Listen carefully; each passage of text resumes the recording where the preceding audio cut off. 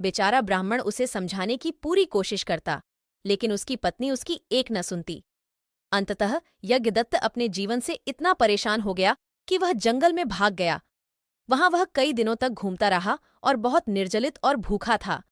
बहुत देर तक तलाश करने के बाद उसे एक कुआं मिला जो जंगली पौधों से भरा हुआ था। गहराई में खोजने पर उसने देखा कि कुएं में पीने का पानी नहीं बल्कि 4 जीव थे। उनमें से 3 जानवर थे, एक क्रूर बाघ, एक शरारती वानर और एक पतला काला सांप। चौथा एक आदमी था। उन्होंने उन्हें बचाने के लिए उसे पुकारा। बिना किसी हिचकिचाहट के ब्राह्मण ने एक मजबूत बेल डाली और उस आदमी को सुरक्षित रूप से सतह पर खींच लिया। उस आदमी ने उन्हें धन्यवाद दिया और कहा, बदले में मुझसे किसी भी तरह का एहसान मांगने में कभी संकोच मत करना। मेरा नाम भृगुकच्छ है। मैं पास के कस्बे में सुनार हूँ। यदि तुम्हें कभी भी सोने के आभूषण खरीदने या बेचने की इच्छा हो तो तुम्हें मेरे पास अवश्य आना चाहिए। और इतना कहकर वह अपने रास्ते चला गया। अब बाघ ने अपनी जान बचाने के लिए ब्राह्मण को पुकारा।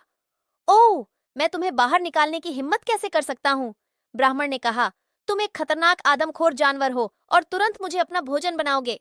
लेकिन बाघ ने ब्राह्मण को वचन दिया कि वह उसे किसी भी तरह से चोट नहीं पहुंचाएगा, इसलिए ब्राह्मण ने उसे बाहर खींच लिया। उसने ब्राह्मण को धन्यवाद दिया और यह कहते हुए अपने रास्ते पर चल पड़ा। मैं जंगल में रहता हूँ, आप शीघ्र ही मुझसे मिलने आए। अब बंदर की बारी थी। ब्राह्मण ने उससे कहा, मुझे लगता है कि तुम मुझे अपने पंजों से घायल कर दोगे या शरारत करके मुझे कुएं में फेंक दोगे। अरे नहीं सर, मैं ऐसा कभी नहीं करूंगा, वानर को आश्वासन दिया। भरते हुए ब्राह्मण ने उसे भी बाहर खींच लिया।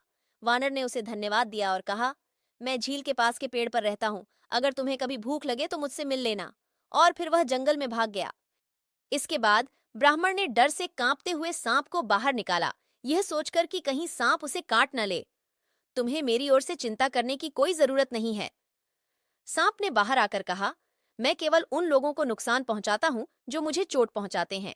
यदि आप किसी भी कठिनाई में हो तो बस मुझे याद करना। सांप भी फिसलकर दूर चला गया। कुछ दिनों के बाद भूख लगने पर ब्राह्मणिन वानर को देखने के लिए यात्रा की। वानर ने उसे खाने के लिए बहुत सारे स्वादिष्ट फल दिए। वह बंदर को धन्यवाद देते हुए बाघ को देखने चला गया। वह यह देखकर आश्चर्यचकित रह गया कि बाघ के पास उसके लिए एक उपहार था। यह सोने के आभूषण थे। यहाँ एक राजकुमार को उसके घोड़े से गिरा दिया गया और वह मर गया।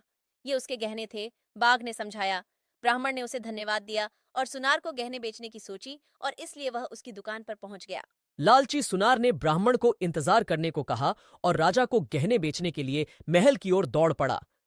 ये मेरे बेटे के गहने हैं। जब राजा ने उन्हें देखा तो गरज कर बोला, तुम्हें उसे मार डालना चाहिए था, उसे फांसी दो गार्ड। लेकिन कायर आदमी ने तुरंत कहा, महाराज, ये मुझे मेरे घर के अंदर रहने वाले एक ब्राह्मण ने दिए थे, उसी ने तुम्हारे बेटे की हत्या की होगी। अतः ब्राह्मण को कैद कर लिया गया। वह रोया और सांप के बारे में सोचा। सांप तुरंत उसके सामने प्रकट हो गया। उन्होंने ब्राह्मण की दुर्दशा सुनी और कहा, मेरे पास तुम्हें बचाने का एक तरीका है। मैं रानी को दस लूंगा और तुम्हारे सिवा उसे कोई नहीं बचा सकेगा। आप अपने हाथ के स्पर्श से ही उसे ठीक कर सकेंगे। उस रात सांप रानी के कक्ष में घुस गया और उसे काट लिया। पूरे महल में उथल पुथल मच गई। हर जगह से डॉक्टरों को बुलाया गया, लेकिन कोई भी डॉक्टर रानी का इलाज नहीं कर सका और राजा संकट में रोने लगा। तब ब्राह्मण ने जेल प्रहरी से कहा कि वह रानी की मदद कर सकता है और उसे तुरंत रानी के पास ले जाया गया। जैसे ही ब्राह्मण ने उसे छुआ, सारा जहर बाहर निकल गया और रानी ने अपनी आंखें खोल दीं। महल बहुत खुश था। राजा ने ब्राह्मण को पूरे दिल और आत्मा से धन्यवाद दिया और सच सच सुना कि उसे गहने कैसे मिले। उसने सोनार को दंडित किया और ब्राह्मण को 1000 गांवों का मंत्री बना दिया, जिससे वह अपने परिवार के साथ खुशी से रहने लगा। कोई यह महसूस कर सकता है कि सबसे क्रूर जानवरों ने भी ब्राह्मण को चोट नहीं पहुंचाई, लेकिन सुनार सबसे खतरनाक जानवर बन गया। तो दोस्तों, मिलते हैं अगली स्टोरी में। अगर आप सोच में कोई स्टोरी आती है तो मुझे कमेंट्स में बिल्कुल कहे, उस टॉपिक्स के ऊपर स्टोरी बनाऊंगा। तब तक के लिए bye and enjoy. Video like, care, comments करे और सब्सक्राइब करे और चैनल और वीडियो को ज्यादा से ज्यादा शेयर करे।